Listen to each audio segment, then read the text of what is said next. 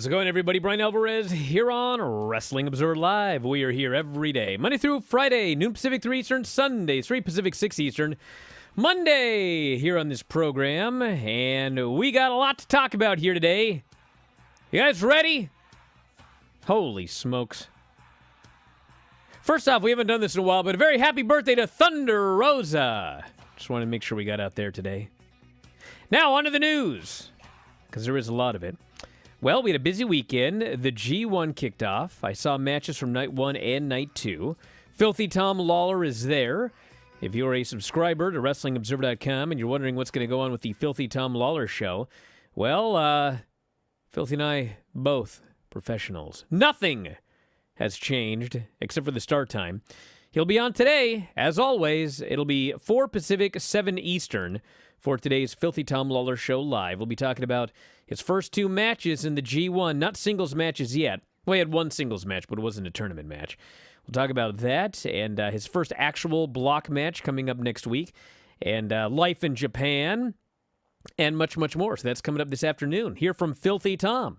4 Pacific, 7 Eastern, video.f4wonline.com. If you're a subscriber to WrestlingObserver.com, we'll have the audio up shortly thereafter. We've also got notes on Ric Flair's last match. In just a few hours, they will announce his opponent or opponents for his final match. We'll tell you about that. Plus, how you can watch it. Got some updates on the Ring of Honor pay-per-view. We have your Raw lineup for tonight. We have your NXT 2.0 lineup for tomorrow. We've got your AEW lineup for Wednesday. We have Rampage, SmackDown results, and plenty more. And if you want the full SmackDown report, by the way, tune into myself and Filthy Tom this weekend because we got a lot to say. Text us, 425-780-7566. That is 425-780-7566. What's on your mind? Back in a moment to kick it off. Wrestling Observer Live.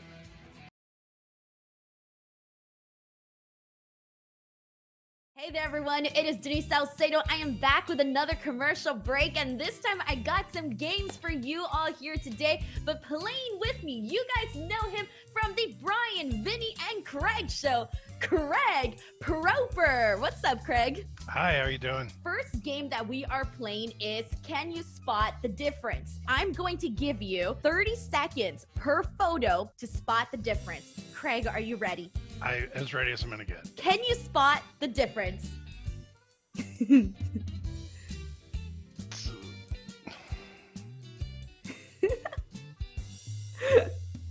I can see you thinking, Craig. Oh my goodness.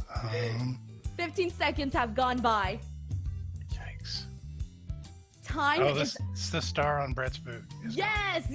All right, you got it. For those of you who are watching the video, it is definitely the star that is missing in Brett's boot over on the right image. What is different in this picture?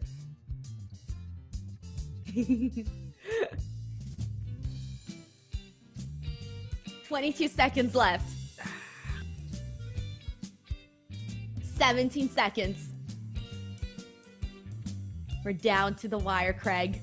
Oh my goodness. 10 seconds. 9, 8, 7, 6, 5, 4, 3, 2, 1. You don't have it? I don't. You will notice that the logo on the turnbuckle is actually incorrect. On the left image, you have the regular photo, which is the WWE logo. I cropped it out, took those out, and I put the WWF logo. Can you spot the difference in these two photos? 18 seconds left. Good night. 13 seconds. 10, 9, 8, 7, 6, 5, 4, 3, 2, 1. Craig! It's not his nose, is it? It is actually his nose, Craig. Okay. You got it. It is the nose. I basically made it like larger and more round than it normally is. What is the difference in this photo?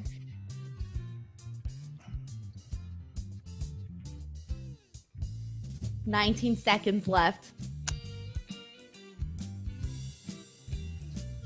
Oh no, Craig. 9, 8 seconds. 7, 6, 5, 4, 3, 2, 1. On the right image, you will notice that there is a tattoo underneath CM Punk's leg. That is a fake tattoo that I added. He does not have that tattoo on his body.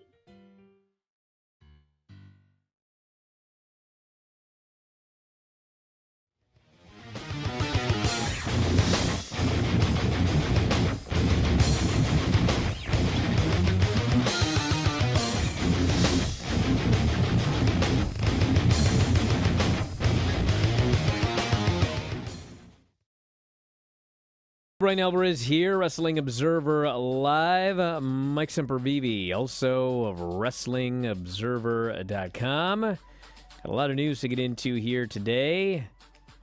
So Ric Flair's last match is going to be announced 6:05 Eastern time today, which is 3:05 Pacific. So we're just 3 hours away, less than 3 hours away. We'll know Ric Flair's final opponent.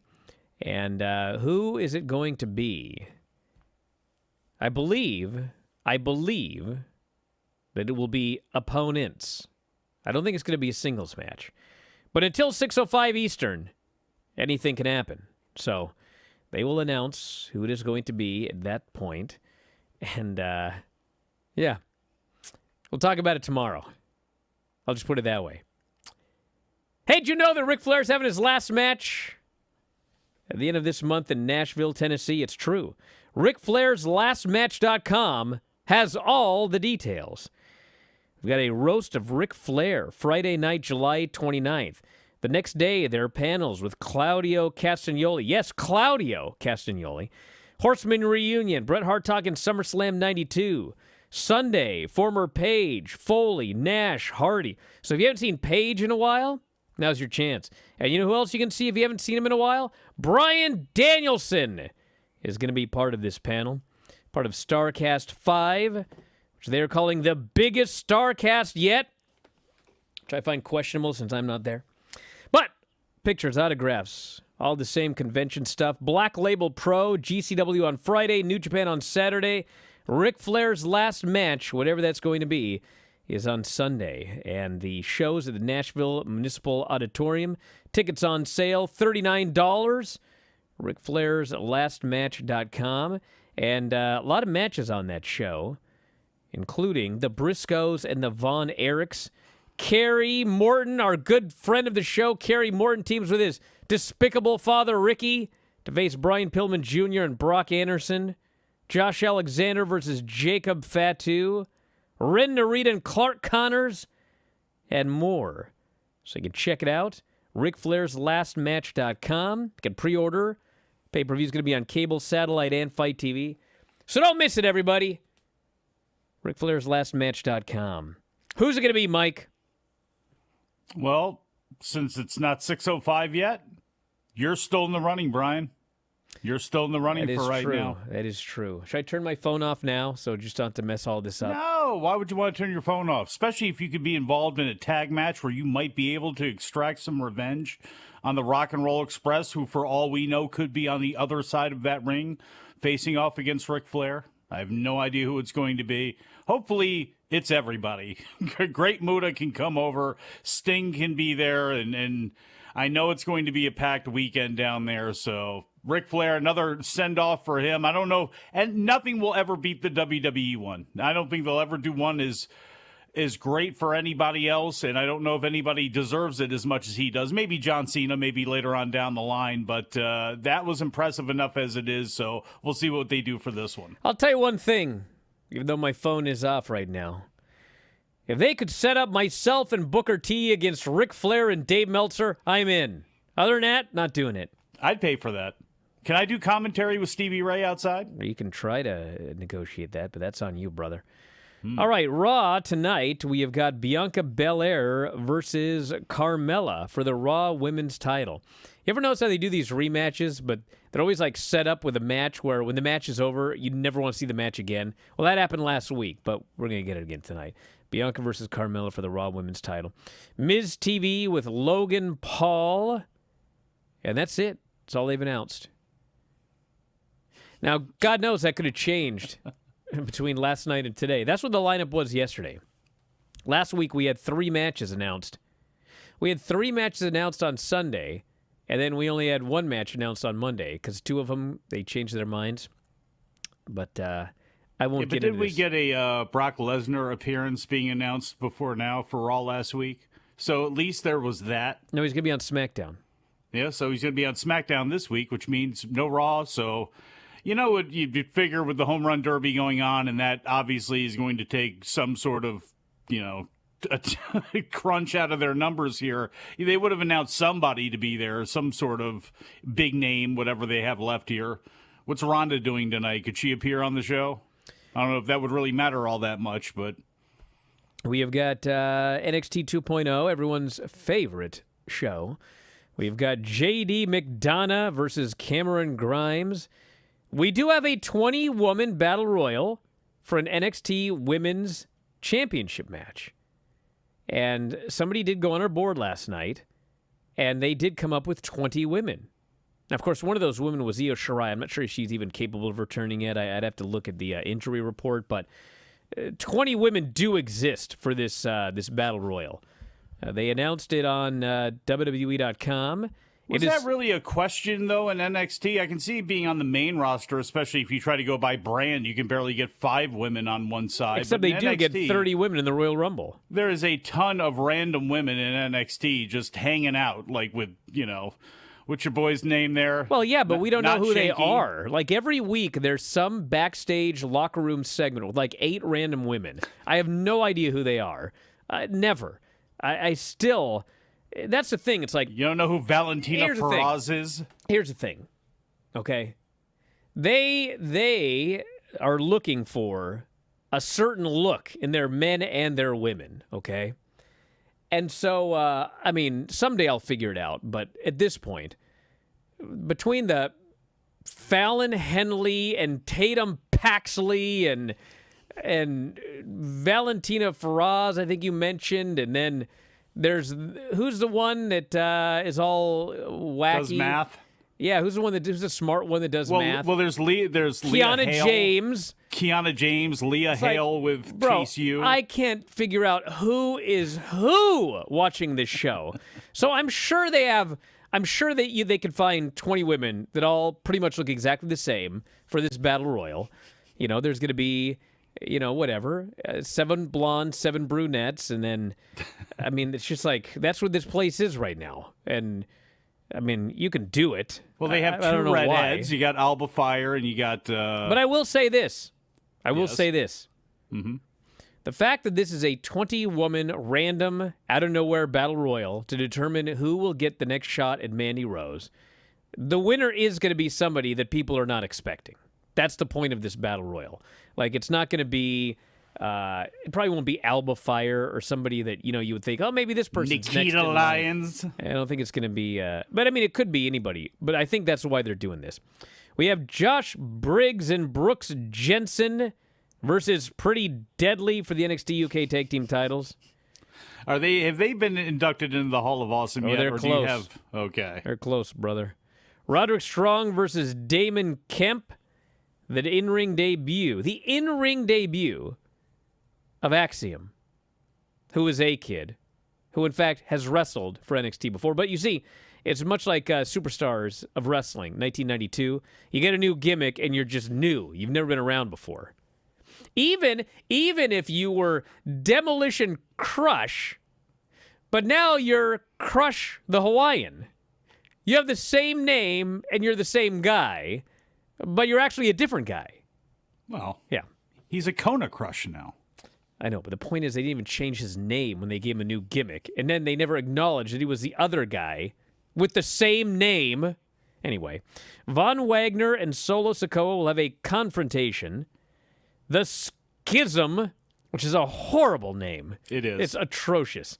They will reveal their identities, and that is NXT 2.0. And then, of course, on Wednesday...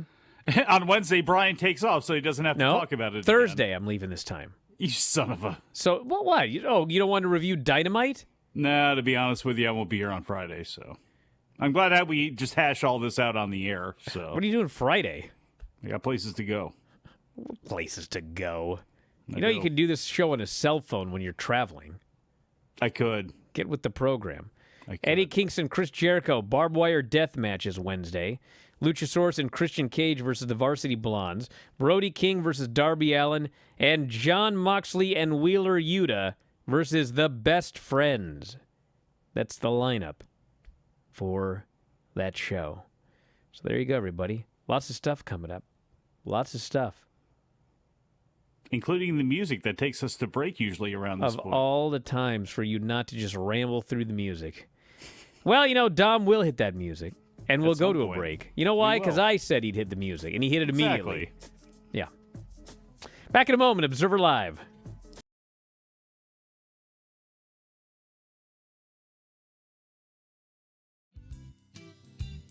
I'm going to put up an image of a person you've never seen before. And that is because they are composed of two Impact wrestlers that are either currently in the company or have been in the company in the past. And you basically have to try to guess the two people. I might be terrible at this, but I'm ready, yeah. Let's do it. All right, first one up. Who are the two wrestlers in this photo? Oh my goodness. Kurt Angle, Correct, that's one of them.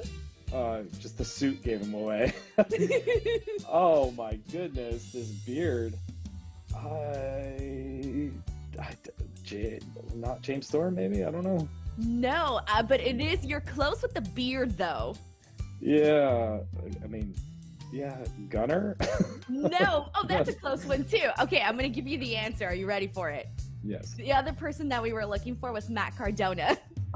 Yes. The very, very thick beard. I should have known. Here we go. Who are the two wrestlers in this photo? Well, that's PCO Correct. for sure. And oh my goodness, the goatee should be the dead giveaway, but the eyes should throw me off so much. The eyes I actually feel like I see the second person in the eyes. The color of the eyes especially. A little bit in the nose. Jeez, I'm terrible at this. I can't even guess. All right, here we go. I'll give you the answer. Are you ready for it? Yeah. Okay. The second person was Rhino. Oh, yes. You right. see it now, right? Yes, automatically. That's what I said. I'm just gonna be bad at this. Jeez. What two women are in this photo? Jesus. Deanna? Deanna, correct. That's one of them. Yeah, the eyes were a dead giveaway.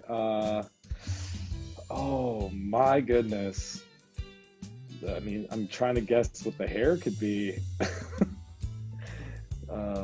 We need Jeopardy music in the background. I know, right? I'm like, Taryn Terrell? No, but you were kind of close.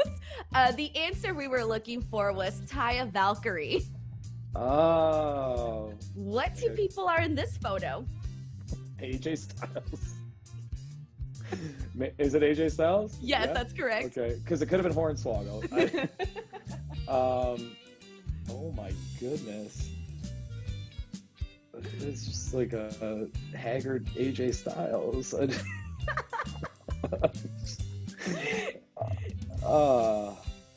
I'm really bad at this. It's the nose for sure, and the eyes that are supposed to give this away. Is that me? Yes. Oh, that's brutal. At least I got one. That's why I was dying in the background.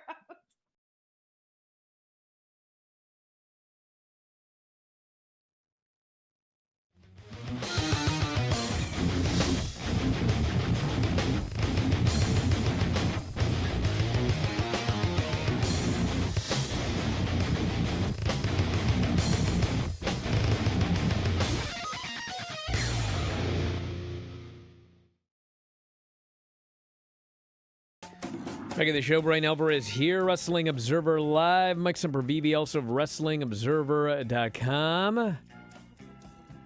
Mike, did you watch any of this G1? I saw the first night's block matches as well as Filthy Tom's debut in New Japan proper, and I also saw Shingo Takagi take on Juice Robinson from night 2. I haven't seen the other 3 matches from night 2, the block play So we matches watched the yet, exact but- same matches. Is that true? Yeah. Well, we saw some pretty damn good there was matches. one then, didn't exception. we? I did not watch the. I didn't watch Jay White and Sonata because I had limited time, and I got mixed reviews of that match. I'm surprised you got mixed reviews. Yeah. It was a very good match. Was it better than Okada and Cobb or Ospreay and Phantasmo? I don't believe that it was, but it just was another notch on what was a really good first night of that tournament. Realize I know that I have heat with old Juice Robinson for working us over here on this program, but let's be honest. What the hell happened at the end of that match? Well, what went wrong? The match was really good. It was. Until literally the last, 30 seconds.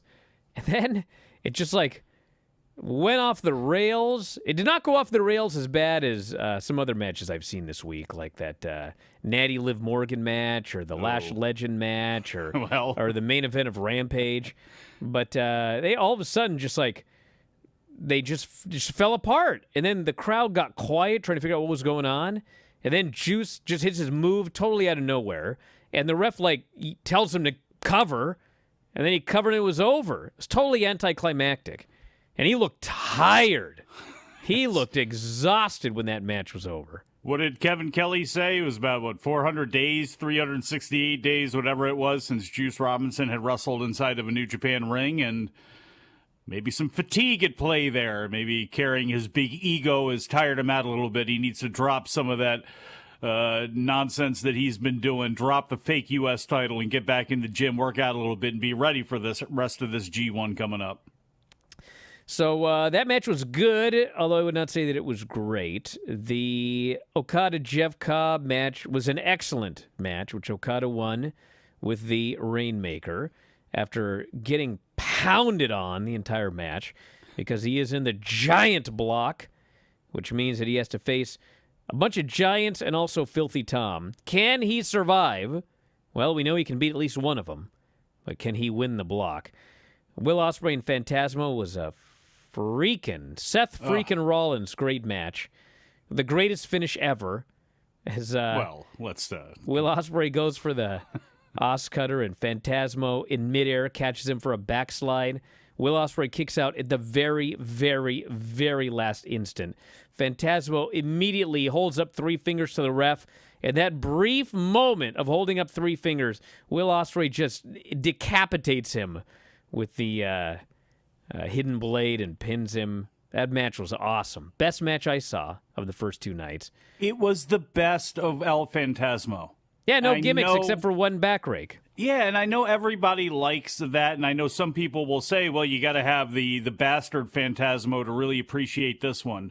No, I like this one a lot, even if he's got more chicanery, which takes place regularly during his matches.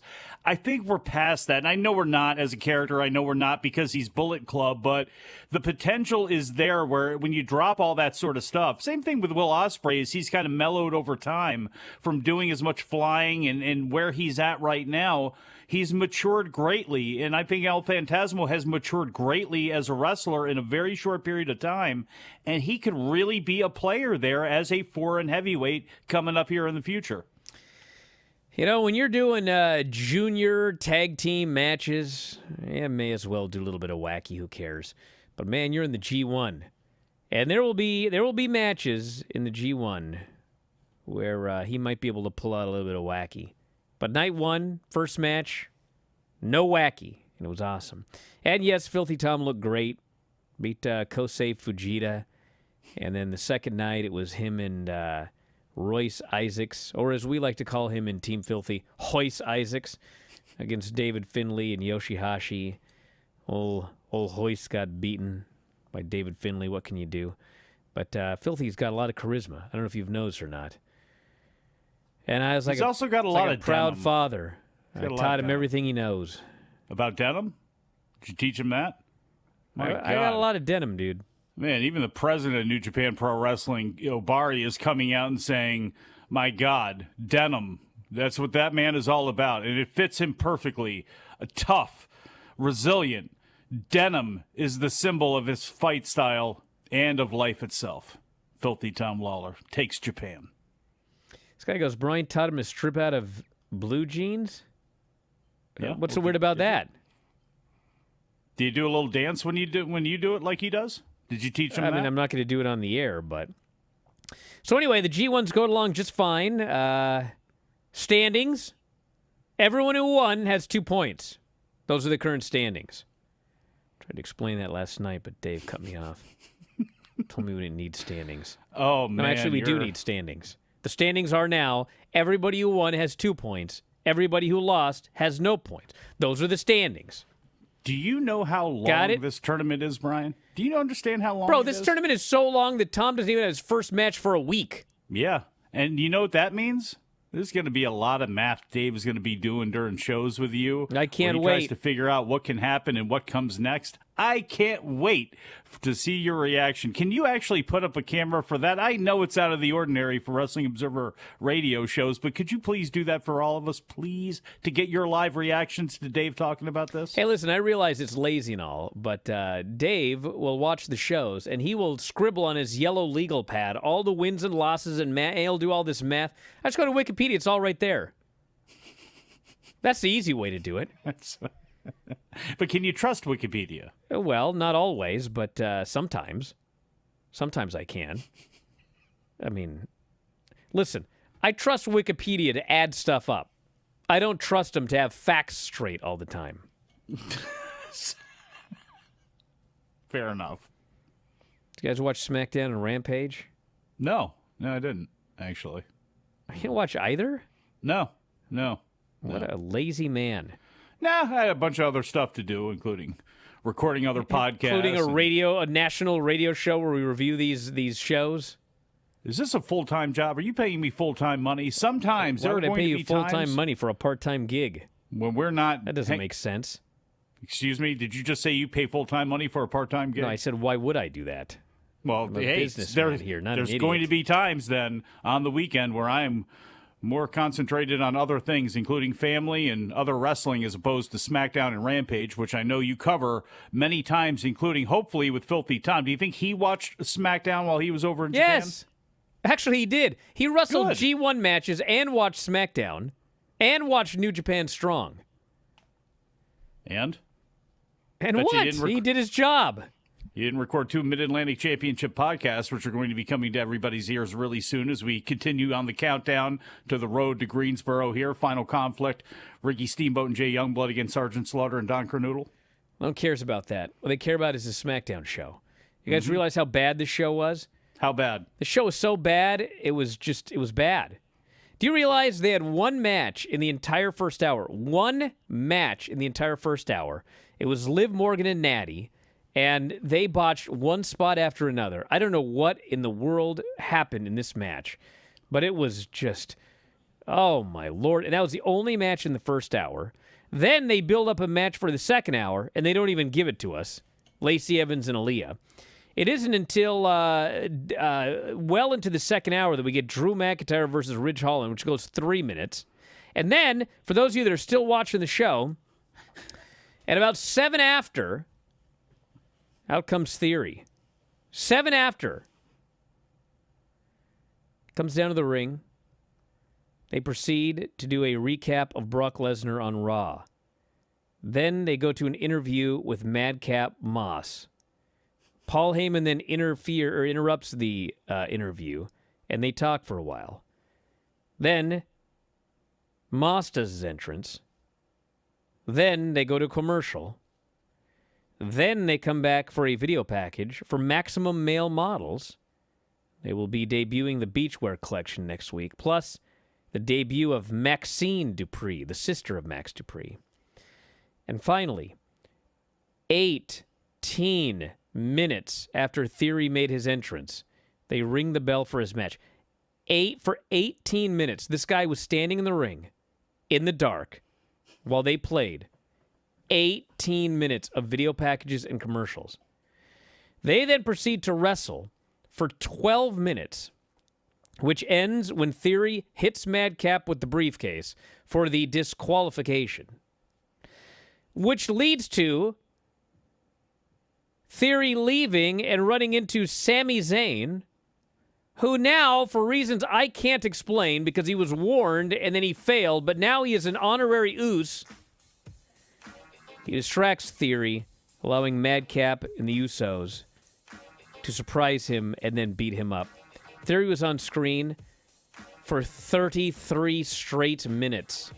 Well, not all on screen, but God help me. Back in a moment, Observer Live.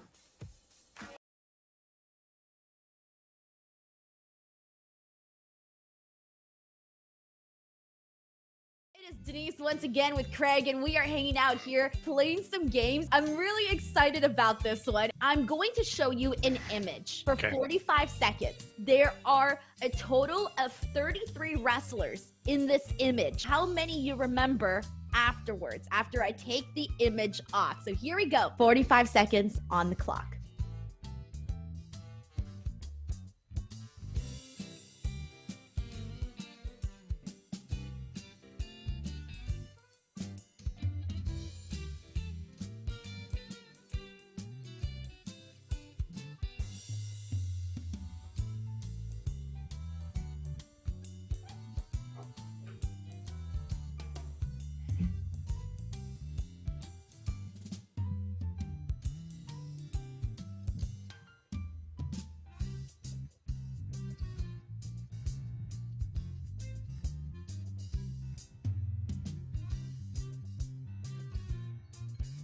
And time is now up. Okay. So, Craig, what do you have for dinner today? What did I have for dinner today? Yeah, I haven't eaten yet, so. Oh, okay. I'm gonna do some steaks here in a few minutes. Now that I cleared your mind of the image, how many of these 33 names do you remember? And go. Okay, there were both the Bucks. There were both the Usos. There was Brody King. There was Malachi Black. There was MJF. There was Will Ospreay. There was Serena Deeb. There was Keith Lee. Scorpio Sky. Ezekiel. Mia Yim. I saw Seth. I saw Phoenix. And this is where it gets tough. Pac was in the middle. Andrade. 17. So you're at 17 right now. Okay.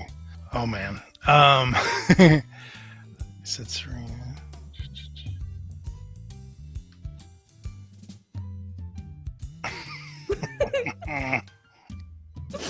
You're evil. It's amazing. Oh my goodness. I think I'm gonna have to call it. All right. So you were missing a total of 16. Now, that's okay because I'm going to show you this image one more time. Someone has been removed and someone has been added. Okay. Here we go. Alrighty.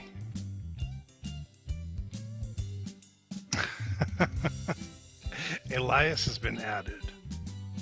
Correct. And with Ezekiel being removed. Right.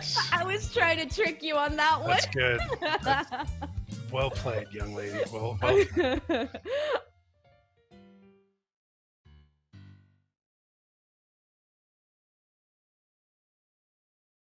not done with SmackDown yet. I'm going to stretch this out as long as I can since Mike missed it. I'm going to make him feel like he watched it.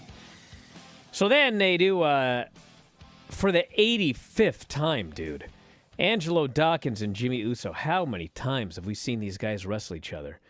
Well, they wrestle each other again. They go 7 minutes. Angelo Dawkins hits him with a move, and he puts his foot under Jimmy Uso's shoulder. So the guy's shoulder is up. The ref doesn't catch it, which was actually clever because they did that at the pay-per-view with the other team, but I was like, great. So then, you know who the referee is, by the way, for this match? Who? No, I said guess. Oh, John Cone? John Cone? I don't know. Charles Robinson. He's still there. You know how long this guy's been refereeing? A long time. Okay, this guy's been refereeing for like 500 years, okay? Yeah, it still looks like he's Charles Robinson 30 years was old. refereeing matches when Gorgeous George was on the Dumont Network. So he's out there. Just because Nate has to retire doesn't mean little Nate does. He's wrestling. He's refereeing this match, and he makes an honest mistake because he can't see the guy's shoulder. And so the show ends with Adam Pearce coming out, and he says, "We need a referee who ain't gonna screw up. We need apparently somebody who is more capable than Charles Robinson, who has refereed countless matches, championship matches, the greatest legends in the history of the sport. So who will referee if not the great Charles Robinson? Why, of all people, ironically, Jeff Jarrett. Wait a second. Jeff Jarrett? Jeff? Jeff Jarrett will referee the Street Profits versus the Usos for the undisputed tag team titles at the pay-per-view. Apparently because it's in Nashville. That would make sense. Yeah, well. Jeff Jarrett. Well, he is the head of all of these shows, right? That's what he's doing? I told you this, Mike. I told you when you asked, what are they going to do when Goldberg can't come back anymore? What are they going to do when Ric Flair and all these legends, who will be the Jeff Jarrett and Dolph Ziggler. These are the men being brought back. The big names that are being brought back to WWE to sell tickets for SummerSlam. Oh, man. Because you never know when you sell 30,000 tickets to SummerSlam. Then you make that Jeff Jarrett referee announcement. Whew. Man. Kaboom! See, and here I was thinking you would say R-Truth because he's got a document that says that he's got a referee's license, though. That's what I thought you were going to say, and boom, you hit me with the Jeff Jarrett, one of the greatest Intercontinental Champions of all time. JEFFJARRETT. It's amazing. Double J is back. What music will he use? What music will he use? Will he use Well, the if music? you watch the show, you'd know. They showed all of the footage of him, of course, from the mid-'90s. With My Baby Tonight. That's the Jeff Jarrett we're getting, not the guy from TNA. We didn't get the Deborah version of the Slapnuts. music? Not Don't Piss Me Off, Jeff Jarrett? Please, not that Mike, version? Please, don't make Dom work any more than he needs to. But yes, Okay. Jeff Jarrett. Jeff Jarrett is back. Then we had a Rampage, which, was a good but absolutely totally missable show. Was Jeff Jarrett there? We had some good matches, and we had some, quite frankly, not good matches. Amazingly involving the Lucha Bros. Kings of the Black Throne beat John Silver and Alex Reynolds, 8 minutes. Match was good. Did I need Fauntleroy to do the lineup? Did anyone think that Dark Order might win? Well, they didn't. Jonathan Gresham beat Lee Moriarty. 9 minutes. It's a pretty good match, but these things are just like thrown on Rampage. Here's a ROH match. We're going to talk about it like you've been watching Ring of Honor your whole life. We're literally serving the minuscule audience that watched Ring of Honor on Sinclair. We're telling you all this stuff that as a Dynamite viewer, you're like, what? Who? What? When? Where? Why? But they did it because we've got to build up a pay-per-view. It is abundantly clear from this summer, as I talked about last night on the Bryan and Vinny show, only for subscribers at WrestlingObserver.com. What we have learned this summer with Double or Nothing, and then Forbidden Door, and then this ROH pay-per-view. We're literally doing pay-per-views every month now. AEW is running a monthly pay-per-view. It used to be quarterly. Now they are running monthly. And granted, one was a special New Japan AEW show. One is a Ring of Honor pay-per-view. But the fact of the matter is, if you watch the TV, it's very clear. They're way better off focusing on AEW and doing a 3-month build between shows. Because trying to build a show every month is leading to haphazard, rushed segments on television. And this is, whatever you want to say about it, some of you like it, some of you hate it, some of you think it's whatever. It was undoubtedly better when it was just booking AEW for a pay-per-view every 3 months. Anybody want to argue that? You're welcome to if you want, but I don't think I'm going to get much argument. Can it be argued that we're kind of just wasting time having anything with ROH on AEW other than the fact that Tony's got no other outlet to really promote it, so obviously he's going to do it on there, but I think it just jumbles everything, the titles, all that sort of stuff, and I know you want it to be a parallel product, and hopefully one day it is, and I guess hopefully one day it adds as a feeder and a buffer for you, but right now, it just really is muddying the waters too much for me. It really is. I'm sorry, and I hate to say that, but there's too much nonsense tied up in it. I don't now that Forbidden Door is over, like, can we have less AAA titles in New Japan and any of that sort of stuff, Ring of Honor, anything? Let's just concentrate on what we got going on with AEW. I'll be a lot happier with that. Chris Statlander and Athena beat Charlotte and Robin Renegade, and then, man, holy smokes. They send out Layla Gray, and it's supposed to be as a distraction, but I think there was a timing issue because they just beat up Layla Gray and left her for dead. And then Jade Cargill and Kiera Hogan run out, and face-to-face in a fair fight, man, they beat the hell out of these baby faces. Just pummeled them like geeks. So that didn't work out. I had a Gun Club interview with the Acclaimed, and of course, you know, Billy Gunn wanted one last scissor. Don't work that way, brother. It ain't the 90s. And they declined and beat him up. And then they did the rap with no music, which I was like, how do you swing and miss on that? Acapella? It just did not work without the music. It was fine. Like, the people, they got into the lines and everything like that. But his rap, they're so much better with the Acclaimed theme. And then the main event was Lucha Bros and Private Party, and holy smokes, I don't know what happened at the end of this match, but this one also totally fell apart. We've seen a lot of matches fall apart over the last week, and this was one of them. And then Lucha Brothers won, and then you'll never... Well, actually, there's another... Besides match falling apart, Roosh runs in, and the referee's looking right at him, but has to pretend he doesn't see him. And they tried to edit to a different camera angle where you couldn't see it, but you could see it. So he interfered, and then there was an argument afterwards with Andrade and Roosh and Private Party. And yeah, that was the show. Not the best Rampage. It started well, then kind of fell off the cliff a little bit. It was a missable show. And I don't know. I don't know what to do about this show. But it is definitely not an A show. It is a B show. And I like it. But it's a B show. I don't think you had to even declare that, did you? We just had to set it straight in your own mind. It's been a B show, unfortunately, for quite some time. And they've hamstrung themselves with Friday night and not wanting to do Thursday. I mean, Thursday Night Football is going to be on Amazon this year. I know Tony doesn't want to go against the NFL, but, like, if you had a reason, if you're looking for a way out, there it is. I mean, you're going to have Amazon anyway, so cable's open. You're not even talking about, I guess it's going to be on the NFL Network too, but I mean, come on. There's got to be a better night for this show. It's got to be incorporated into Dynamite better if it's going to matter.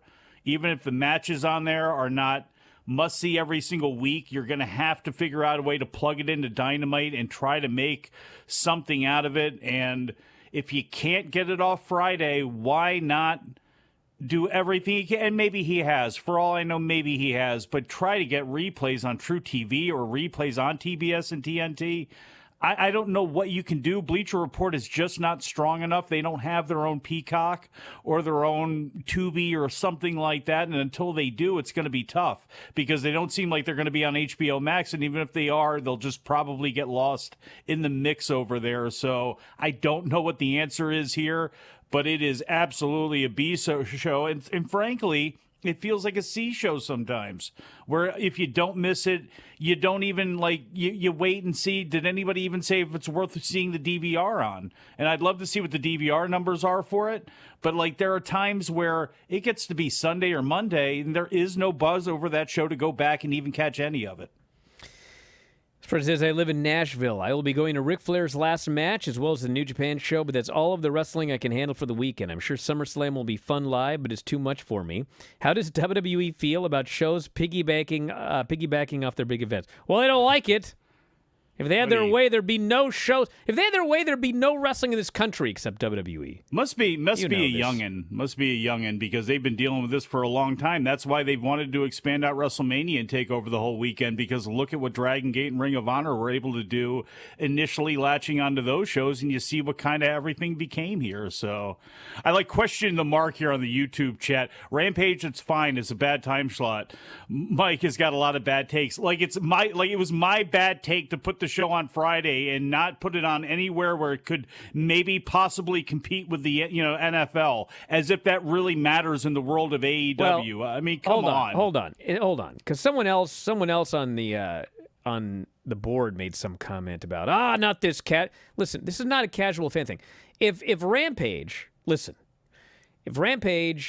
had started out averaging 800,000 viewers, and they were still averaging 800,000 viewers, fine, okay? But that didn't happen, all right? Now they're down in the fours, and they dropped low during the NBA playoffs and during preemptions and everything like that. And now that's over. It's been several weeks for people to get back into the habit, and they haven't, which means what happened was they got preempted, people got out of the habit of watching, and then they didn't start watching again once they got back. It's not a time... Yes, obviously, Friday at 10 p.m. is not the ideal time slot, but they were doing much better in that same time slot on the same day a while ago. And everything now they're not. Since it's been cold. So everything I'm talking about is about, hey, let's see what we could do to get it back to where it was, not to grow it from wherever. Well, it sounds like what they're doing isn't going to work if you described it in the way that you did right there. So it is a cold show right now. I don't know how they jar things together here, but I don't care what you put on that show, unless it's going to be a steady diet of Punk and Danielson and your top stars in top positions every week. They are going to have big problems on Friday. Back in a moment, Observer Live.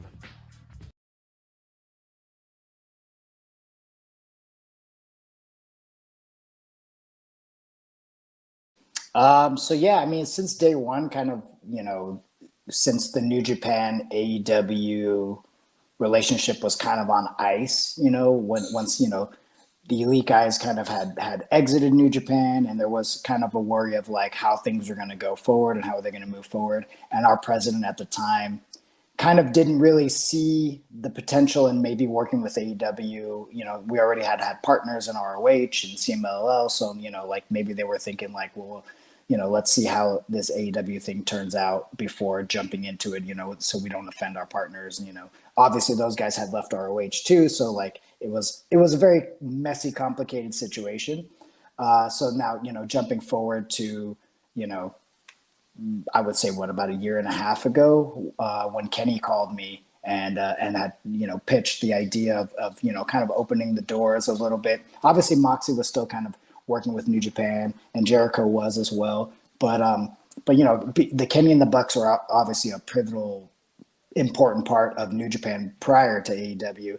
And so, with that, and they're EVPs, so, they hold quite a bit of power. So not wanting to just forget about them completely, we had to kind of like open the relationship, and Kenny kind of opened that, and said, hey, I have this idea of working, Kenta coming into AEW and working with Moxie, since they already had a storyline. And that's kind of where everything started.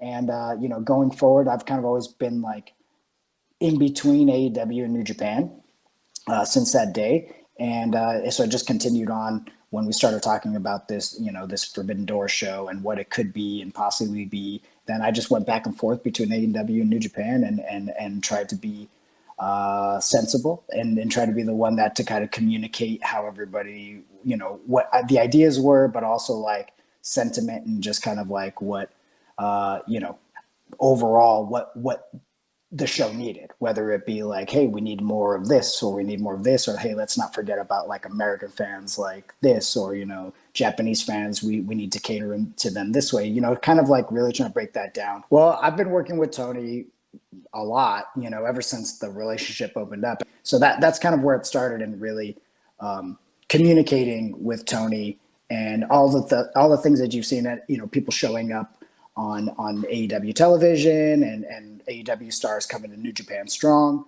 That's all been, Tony and I going back and forth. So, definitely built a really solid relationship between New Japan and AEW, where I know Tony has said this, where like now I could, truly say that both companies have trust in each other and confidence in the relationship. So that's really been the most important thing in all this is building that.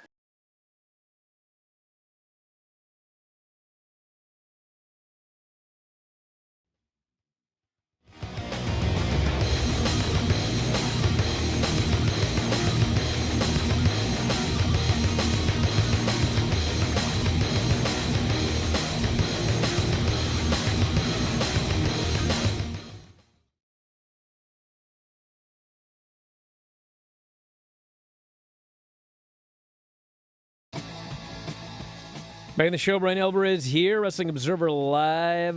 Mike Sempervive, also of WrestlingObserver.com. You all right? Are we getting another Uso versus Dawkins match? Oh, that was sent Friday. I almost had a heart attack. I thought we were watching that match again on Raw tonight. No. Oh, my God. And you thought the Usos and the New Day went too many times around. My God. Usos and Street Profits the same way. Think they could use a couple of tag teams there? My God. This person here says, is there a real-life beef between Liv and Natty? I saw a house show video on YouTube where Natty no-sold Liv's finisher after the match. She just sits up, points at Liv, says something, and rolls out of the ring.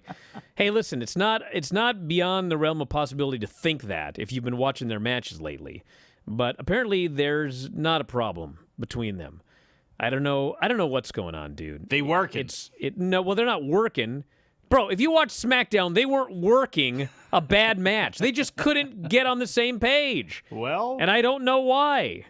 I think the pointing and yelling part may be working. And if it wasn't working and if it was actually done out of frustration for real, I have a feeling that it would very quickly be turned into something online to mess with people. So who knows there? I just know I don't want to see any more matches. That would be fine. Less bad wrestling with everybody, please.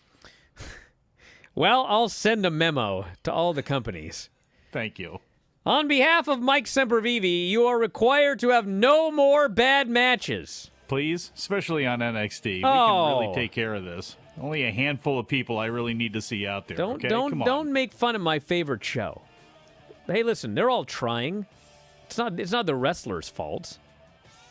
They're being thrown out there. Who? Never mind. Hey, we're out of time. I thank Mike, as always, callers and listeners of the studio. 4 Pacific, 7 Eastern tonight. Video.f4wonline.com and WrestlingObserver.com. Myself and Filthy Tom talking the G1 and more. Talk to you next time, Wrestling Observer Live.